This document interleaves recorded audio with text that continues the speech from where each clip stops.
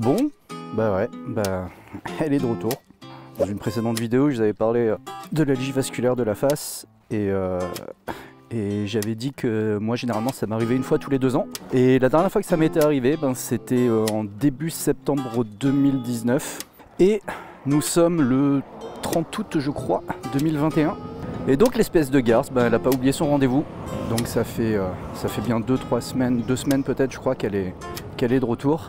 Et du coup j'avais pas envie de faire une vidéo qui tire dans le pathos et j'avais au contraire envie de vous partager ma manière de gérer.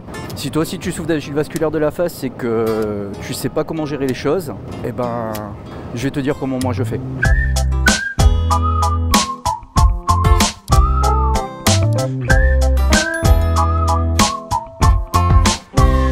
En fait, ça a commencé, je pense, il y a 2 semaines, un truc comme ça, 2-3 semaines. On était, c'est le jour où il y a le putain d'incendie là qui s'est déclaré vers Gonfaron.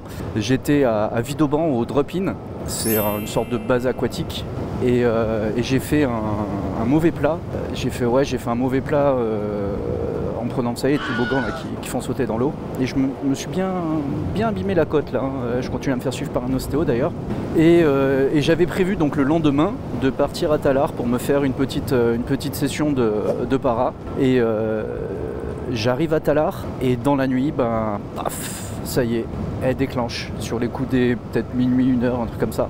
Alors un niveau de douleur relativement soft, parce que je crois que je devais être peut-être à 2 ou 3 sur 10 selon mon échelle. Le problème c'est que j'avais pas de bouteille d'oxygène, j'avais pas d'imiject, j'avais que dalle. J'avais au mieux je crois un Doliprane qui devait traîner dans le fond du tiroir du van. Et j'étais à plus de 250 bornes de chez moi. Donc autant de vous dire que j'ai passé une nuit de merde, mais vraiment de merde. Tout ce que j'avais ça a été un gant et un peu d'eau que je pouvais me foutre sur l'œil en attendant que ça passe. Ça a duré quasiment 12 heures. Ouais, ça a duré quasiment 12 heures parce que j'ai réussi à retrouver un peu mes esprits le lendemain matin vers midi. Oh putain, c'est long! Et du coup, j'ai pris la route, je suis rentré. Donc, c'est tombé à l'eau ma session para. Et sur la route, j'en ai profité pour envoyer un mail à mon neurologue. Et donc, j'envoie un mail à mon neurologue en lui expliquant que ça y est, elle est de retour.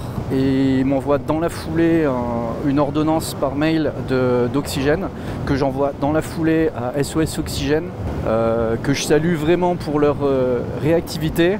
Parce que je suis arrivé chez moi sur les coups des 15h, 15h30, le mec à même pas 16h, il était déjà à la maison avec des bouteilles. Donc franchement, au top les gars. Et là, la routine elle a commencé à se réinstaller. Donc là, ça fait à peu près une semaine où toutes les nuits quasiment, toutes les nuits, vers entre minuit et 3h du matin. En ce moment, on est plus sur les coups des 3h, que ça y est, ça se déclenche. Alors un niveau hyper soft, pas suffisamment pour me déclencher une peur, suffisamment juste pour m'emmerder on va dire. Donc je me mets un peu sous oxygène pendant un quart d'heure, une demi-heure avec un petit gant d'eau fraîche sur la gueule et j'attends que ça passe. Et généralement sur les coups des 4h du matin on va dire que ça y est c'est terminé. Donc j'arrive à peu près à dormir et le lendemain vers 8h du matin ça redéclenche, ça dure à peu près 1 heure. Donc là même scénario mais pareil on est à 1 sur 10, 2 sur 10 en termes de douleur, donc c'est très gérable. Donc pas de médicaments, juste de l'oxygène. Et en fait je la sens arriver parce que je sens une sorte de gêne, une sorte de truc qui irradie au niveau de l'œil, qui génère un peu une tension sur le front, dans la dent, dans la nuque, et ça peut aller jusqu'au bout de l'épaule en fin de crise. Donc je la sens arriver vraiment. Et donc comment je fais pour arriver à gérer ça? Comme je vous ai dit dans ma précédente vidéo, elle ne me fait plus peur déjà. Rien que ça lui enlève une énorme intensité.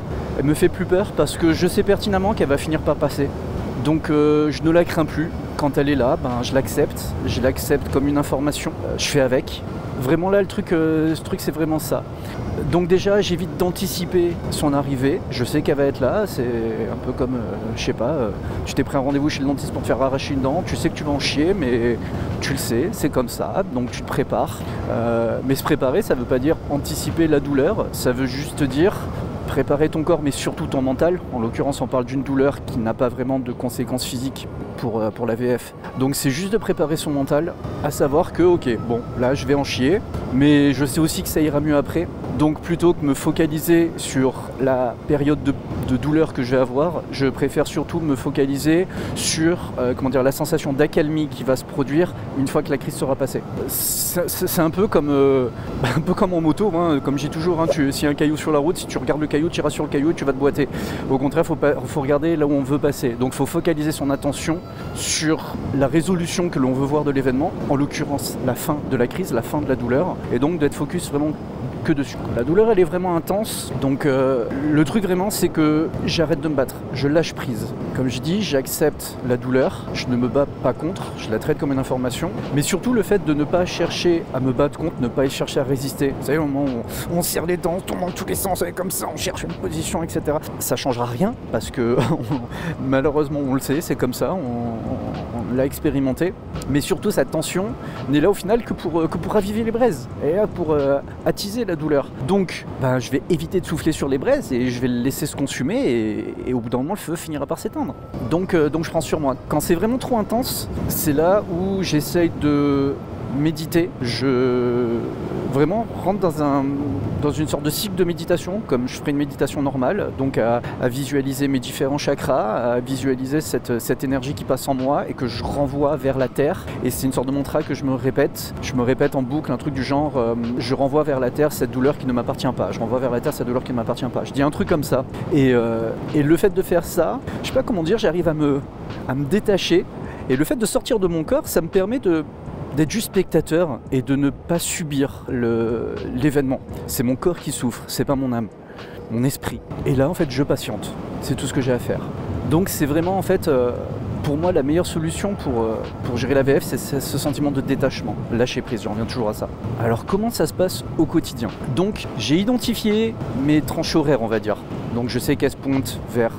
En ce moment, par exemple, cette nuit, c'était 3h du matin, donc de 3 à 4h du matin, et ensuite de 8h, de 8h à 9h30 à peu près. Ok, donc je sais qu'elle est là à ce rendez-vous précis. Donc, j'anticipe, je me mets sous oxygène, je me mets un gant d'eau fraîche sur la gueule, je me recentre, je me pose, je médite. Je prends sur moi, j'attends que ça passe. Par contre, il faut savoir qu'une crise AVF bouffe énormément d'énergie, mais vraiment énormément. Je suis lessivé. C'est-à-dire que là, aujourd'hui, par exemple, ce matin, la crise s'est arrêtée vers 9h30. J'ai réussi à être opérationnel à peu près vers 11h30. Donc il m'a fallu bien 2 heures pour récupérer, retrouver mes esprits, me poser, boire un café, me détendre, pépère, voilà. Ensuite, une bonne douche, hop, je suis revigoré, et ça y est, la journée peut commencer.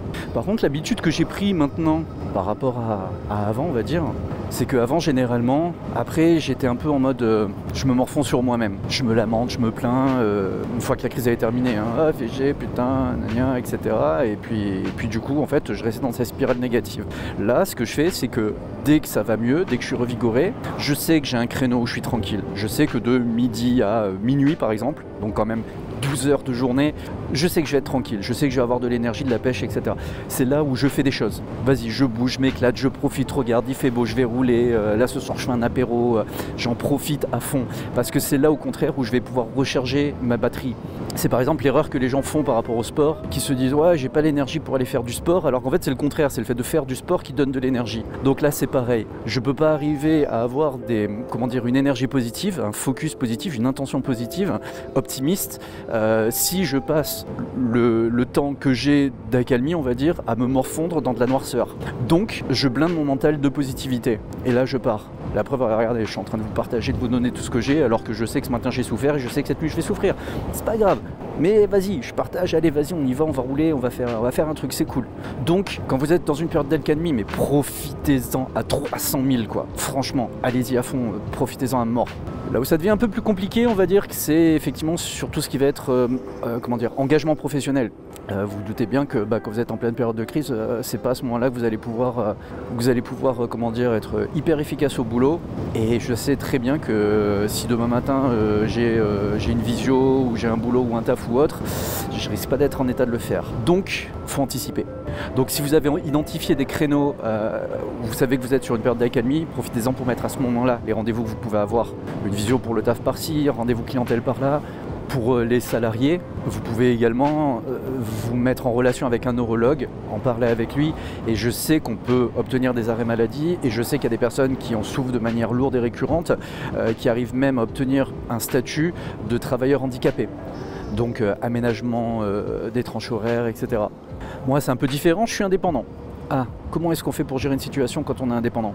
J'ai envie de vous dire qu'en fait, la J vasculaire de la face, c'est un des éléments que j'ai pris en compte, comment dire, dans ma réflexion, dans mon projet global, mon projet de vie, dont je vais bientôt vous parler, pour faire en sorte de pouvoir être le moins dépendant possible, justement, de contraintes et d'obligations professionnelles, et de me laisser un maximum de liberté, donc à la fois pour du loisir, pour des envies perso, tout ça, mais également justement pour des impondérables, en l'occurrence cette maladie qui m'attaque un peu sans crier gare et quand elle s'installe, qui me bloque complètement dans les projets que je pourrais avoir. Et c'est dans ce sens que là, ça va faire bientôt 2 ans que je suis indépendant, que j'ai réfléchi donc au global à un mode de fonctionnement autour de mon business, dont l'objectif premier, c'est de décorréler le temps que j'investis et on va dire l'argent que ça me rapporte. En fait, c'est vraiment ça, c'est une approche holistique, une approche globale. Et je reviens même du coup sur la J vasculaire de la face, c'est que là par exemple, je suis en période de crise, ok, j'ai mal, ok, je vais pas me focaliser sur les symptômes, sur les douleurs que j'ai, mais je vais plutôt essayer de comprendre pourquoi j'ai ça en ce moment et qu'est-ce que je peux faire pour faire en sorte que ça s'arrête.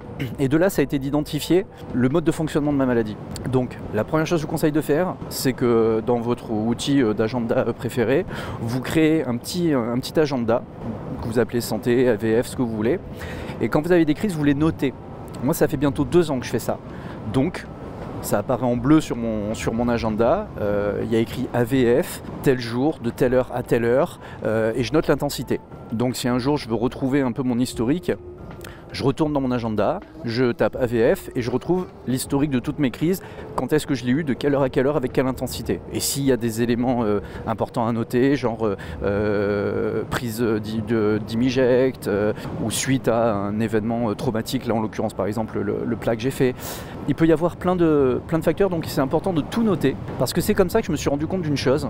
J'ai commencé cet exercice, on va dire, il y a à peu près 3 ans, et là je me suis remonté tout l'historique de toutes mes crises, et j'ai remarqué que toutes mes crises ont précédé des événements majeurs dans ma vie, que ce soit des changements de vie, de situation de vie, de contexte, que ce soit des événements marquants, généralement douloureux, comme si mon corps, il était en train de me dire Yann, ce que tu es en train de faire en ce moment, ça va pas, il faut que tu changes, il faut que tu fasses quelque chose. Et c'est pour ça que j'ai pris l'habitude de casser régulièrement mes routines, mes habitudes, de sortir régulièrement de ma zone de confort, parce que je sais aussi qu'à un moment ou un autre, que je le veuille ou non, mon corps me forcera à le faire. Donc plutôt que de subir le changement, je préfère en être l'initiateur. Et je pense que si j'ai des crises en ce moment, je sais exactement pourquoi. Et en fait c'est lié à un gros projet que j'ai en tête et qui va radicalement changer beaucoup de choses dans ma vie. Et je reviendrai vous en parler très bientôt. La vie est une question d'équilibre. Le yin et le yang. Le bien, le mal, le noir, le blanc.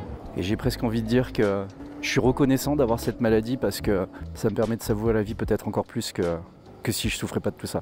Alors, bon courage à toi si tu souffres aussi d'AVF et garde le sourire. Je sais que c'est dur, mais crois-moi, ça en vaut la peine.